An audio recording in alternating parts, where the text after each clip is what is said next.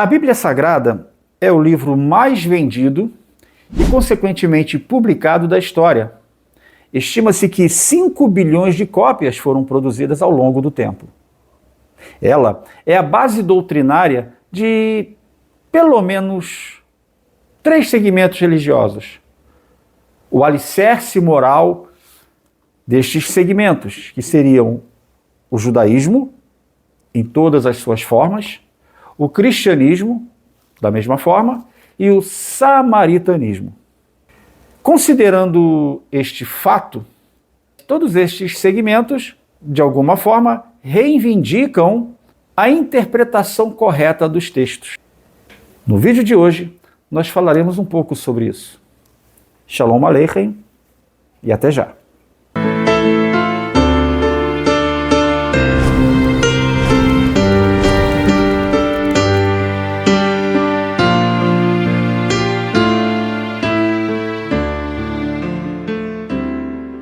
A quem pertence a autoridade nas Escrituras? Essa é uma boa pergunta. E certamente provoca alguma controvérsia. A etimologia da palavra autoridade vem do latim auctoritas e sugere a ideia de influência, de direito de comandar e coisas do tipo. A raiz desta palavra é auctor, que simplesmente significa autor, originador, criador. Portanto, a autoridade nas Escrituras é de quem criou, é do autor.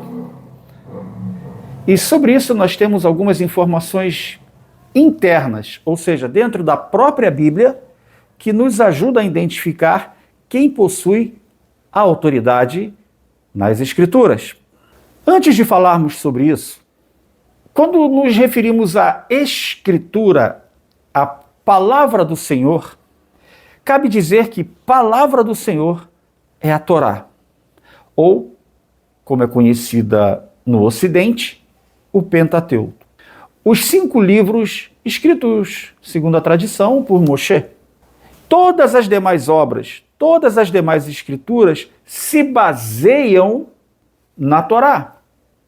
Ora, advertindo as pessoas a retornar a ela, ora, incentivando a continuar nela.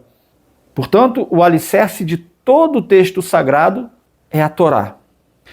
Nós sabemos que, em grande parte do judaísmo, nós temos só o Tanar, conhecido no Ocidente, equivocadamente, como o Velho Testamento. Já segmentos do judaísmo messiânico ou Natsaratim considera tanto o Tanar quanto a Brit Hadashah, conhecido no Ocidente como o Novo Testamento. Os cristãos, eles consideram o Velho Testamento mais como parte histórica ou profecias, mas eles se baseiam mais no chamado Novo Testamento, a Brit Hadashah. Já o samaritanismo se apoia única e exclusivamente na Torá, nos 5 primeiros livros da Bíblia, ou Pentateuco. Conforme íamos dizendo, temos uma informação interna, ou seja, dentro da própria Bíblia, que nos ajuda a compreender ou a perceber quem tem autoridade nas Escrituras. Me refiro às cartas de Shaul, conhecido como Paulo, aos romanos, a comunidade dos discípulos de Yeshua que vivia em Roma. E é muito curioso o fato de justamente a essa comunidade ele endereçar palavras tão precisas e assertivas com relação à primazia judaica. Na carta aos romanos, Paulo faz a seguinte advertência: qual é, pois, a vantagem do judeu? Ou qual a utilidade da circuncisão? E ele mesmo responde: muita, sob todos os aspectos, principalmente porque aos judeus foram confiados os oráculos do Senhor. Precisamos entender o pano de fundo dessa carta, o que está nas entrelinhas. Certamente, a primazia judaica, a autoridade judaica em interpretar as Escrituras, estava sendo questionada nos bastidores de Roma. Ora, afinal, Roma era a capital do império. E certamente já havia uma discussão, um movimento para que a primazia estivesse ali, na capital do império. Mas não é assim que as coisas deveriam funcionar. E mais uma vez, ele adverte, dizendo as seguintes palavras: não te glories contra os ramos, porém, se te gloriares, sabe que não és tu que sustentas a raiz, mas a raiz a ti. Dirás, pois, alguns ramos foram quebrados para que eu fosse enxertado.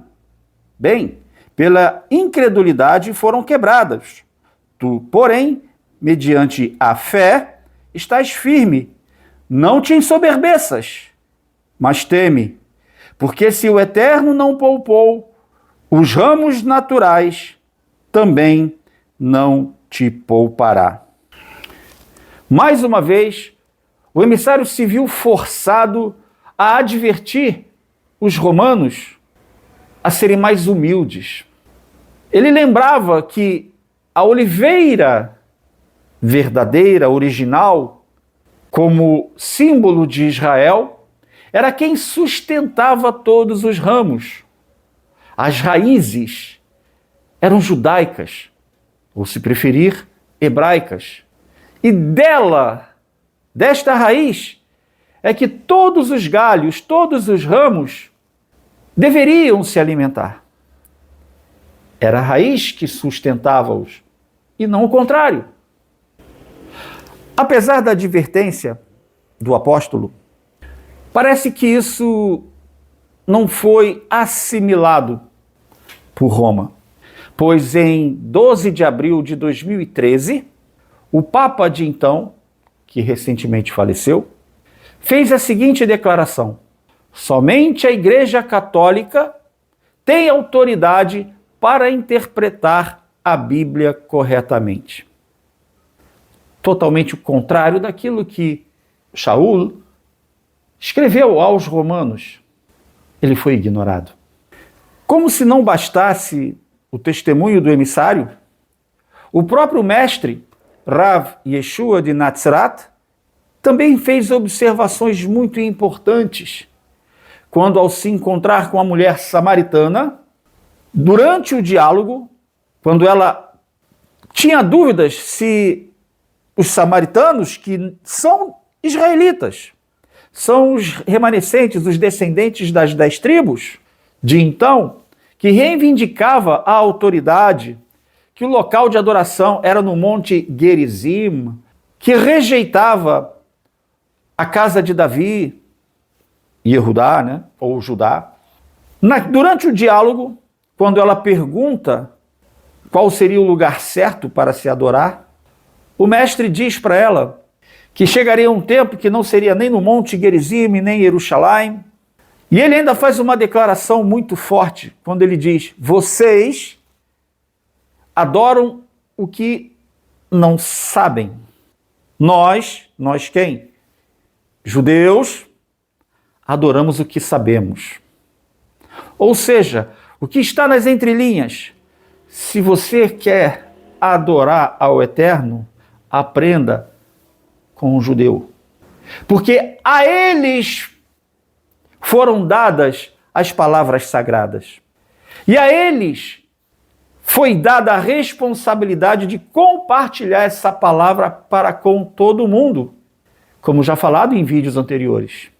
De modo que a autoridade nas Escrituras pertence aos judeus. Alguém pode dizer: mas e o Novo Testamento? Se eles não aceitam? Sim, a maioria dos judeus não aceitam o Novo Testamento.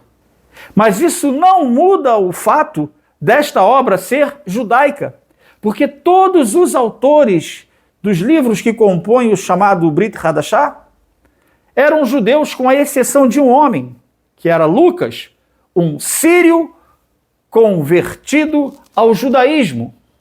A autoridade, inclusive no Novo Testamento, continua sendo judaica, porque todos os autores desta obra são judeus.